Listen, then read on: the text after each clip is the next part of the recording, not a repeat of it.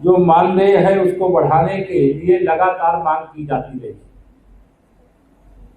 बीच में एक बार हम लोगों ने 2,000 रुपये बढ़ाया था, लेकिन इस बार 9,000 से बढ़ा करके सीधे 17,000 रुपये महीने करने का काम किया गया है। इसकी मैं शुभकामना देता हूँ। दूसरा,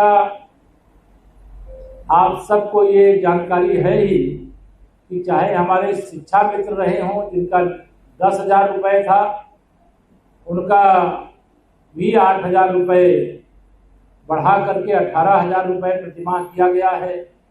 आपका 9,000 रुपये प्रतिमाह था, उसे 8,000 बढ़ा करके 17,000 रुपये प्रतिमाह किया गया है।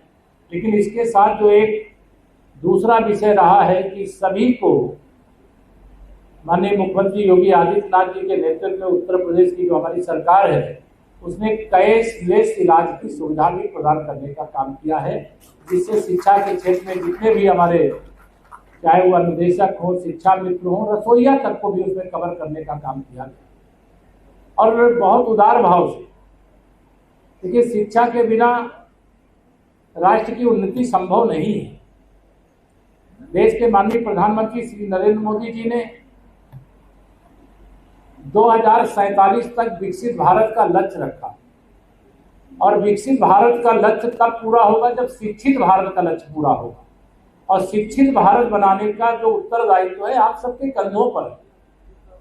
सरकार से जो अपेक्षा हो रही है वह लगभग हम लोग पूरा करने का प्रयास किए हैं और करेंगे। अभी मुझे जो अनुदेशक संगठन के लोगों ने कहा हमारा एरियर कुछ बकाया है, मैंने कहा इसके लिए भी बात करेंगे, अगर आपका कुछ भी बकाया होगा तो वह भी दिलाने का काम किया जाएगा। सरकार उदार है, आप सब प्रतिभा से परिपूर्ण है, आप सबसे बड़ी अपेक्षाएं भी, आप सबसे अलग अलग दृष्टि से जो भी कार्य होते हैं वो कार्य हम लोग करने का काम करते हैं। लेकिन जैसे जब से 2017 की मैं बात करूं, जब उत्तर प्रदेश में समाजवादी पार्टी की सरकार थी, श्री अखिलेश यादव जी मुख्यमंत्री थे, आप सब इस बात के साक्षी हैं। स्कूल बदहाली की अवस्था में और उस बदहाली के कारण से जो कहीं अच्छे स्कूल में पढ़ाने में असमर्थ होता था, उसी परिवार के बच्चे प्राथमिक विद्यालयों में, सरकारी स्कूलों में दाखिला लेते थे और पढ़ने के लिए जाते थे और उपस्थिति भी उनकी ना के बराबर रहती। लेकिन आज हमें खुशी है कि आप सबके सहयोग से हम सरकार के स्तर पर बहुत कुछ चाहते, लेकिन वह तब संभव है जब आप लोगों ने उसमें अपना अपना सहयोग दिया। स्मार्ट क्लास आज हमारी प्राथमिकता है। स्कूलों का कायाकल्प योजना, ये सरकार ने लगातार सोचने का काम किया, उसके लिए बजट की व्यवस्था करने का काम किया है, उसके लिए कदम उठाने का काम किया है। उसका परिणाम भी हम लोगों ने लगातार देखा है।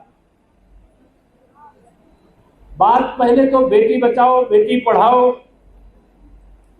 कि लगातार 2000 आपने देखा होगा 2013 से जब माननीय नरेंद्र मोदी जी देश में प्रधानमंत्री पद के प्रत्याशी बने थे, उसी समय उन्होंने कहा था बेटी बचाओ और बेटी पढ़ाओ और बेटी को आगे बढ़ाओ। और आज हमें ये कहते हुए गर्व हो रहा है कि लगातार बेटियों को शिक्षा की दृष्टि से या जिस क्षेत्र में उनको अवसर मिला, आपने उनको शिक्षित करने का काम, संस्कारित करने का काम, योग्य बनाने का काम किया। तो उनके अंदर जो प्रतिभा थी उनको अवसर मिला तो उसे परिणाम में बदलने का काम किया। जब भी कोई रिजल्ट आता है मैं देखता हूं, बेटियां किसी भी स्तर की परीक्षा हो, उस परीक्षा में अगर टॉप 10 की सूची निकालो तो उसमें बेटियां अपना स्थान बनाने में सफल होती हैं। मैं इसके लिए उनको बधाई भी देता हूं और उनके निरंतर समर्पण भाव से अपने कर्तव्य का पालन करने, कोई प्रतियोगी परीक्षा उसमें हिस्सा लेने के लिए तैयारी करने और घर के कई उत्तरदायित्व होते हैं उनको निर्वहन करते हुए ये करने का काम किया जाता है।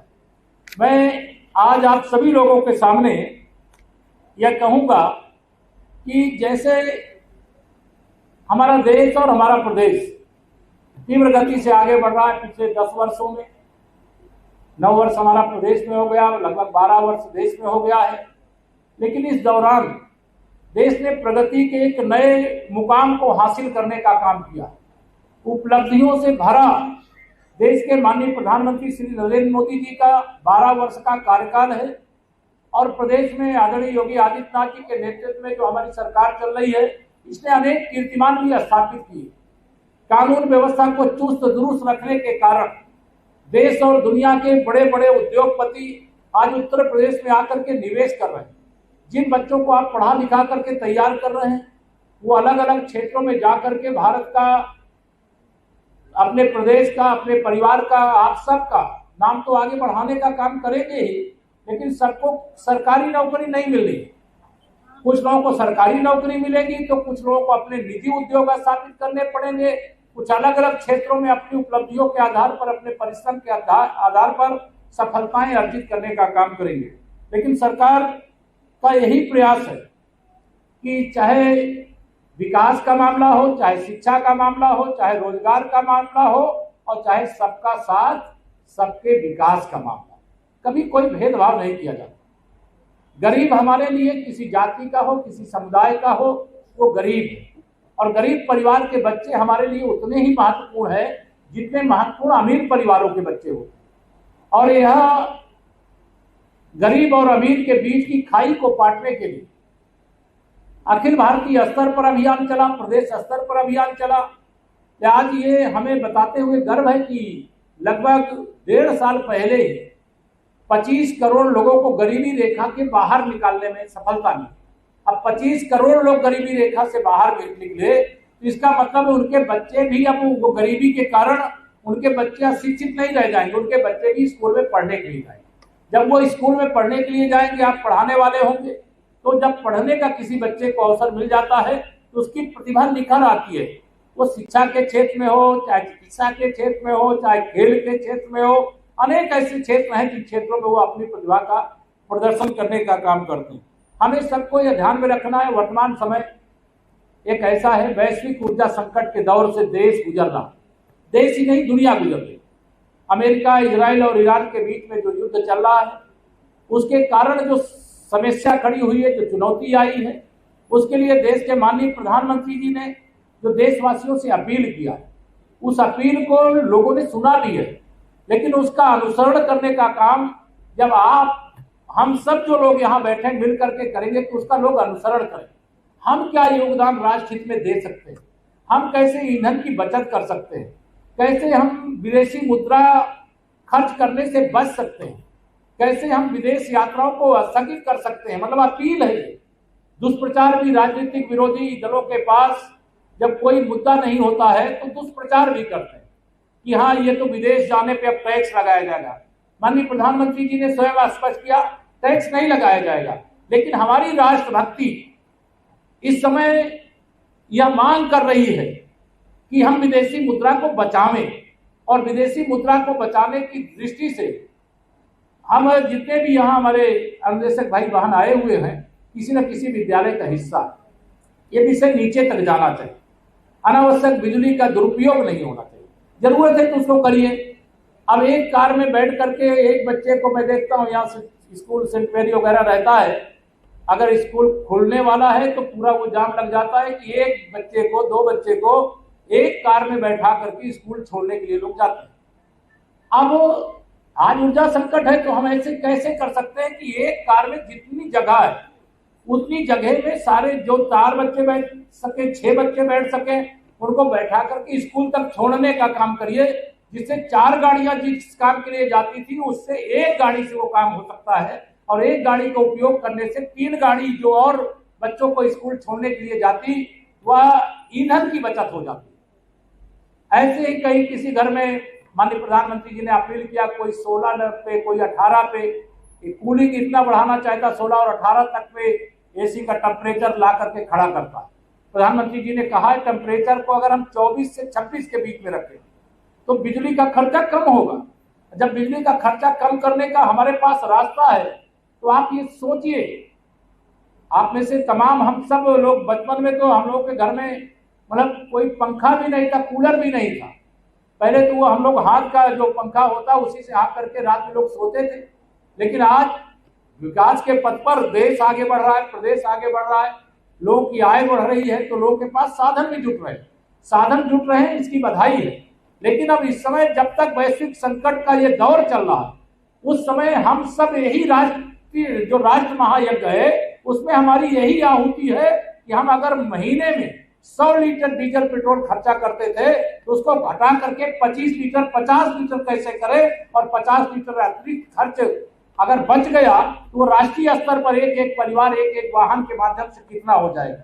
बहुत सारे यहाँ पर कई टोल बैरियर लगे होते, अब टोल बैरियर पे गाड़ी गई, कई गाड़ियां लगी हैं लाइन में, बहुत देर तक स्टार्ट खड़ी रहती, कोई चौराहे पे जाम लग गया।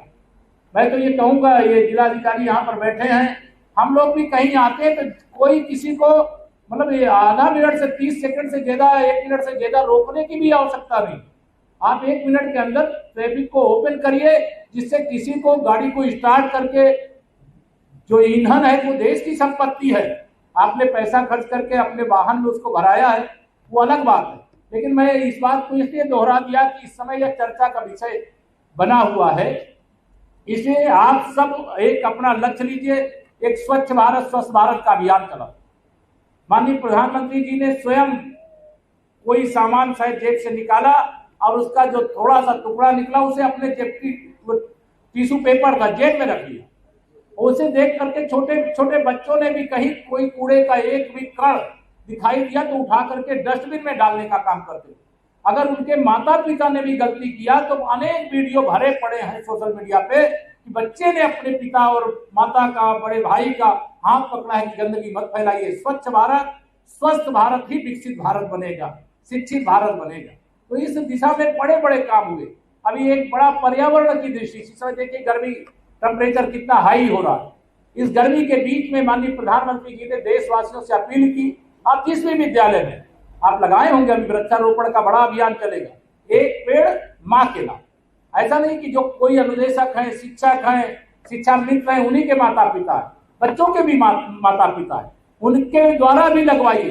जो आज बच्चा पेड़ लगाएगा कल वो बड़ा होकर के जहां पर भी स्थान मिले गांव के साथ बातचीत करके ऐसे उनका संरक्षण करिए कि बड़ा हो, और बच्चा जो पढ़ लिख करके आगे बढ़े तो वो देखने आए कि जो मैंने पेड़ माँ के नाम से लगाया तो पेड़ कितना बड़ा हुआ, कैसा हुआ, यह देखने का अवसर मिल सके।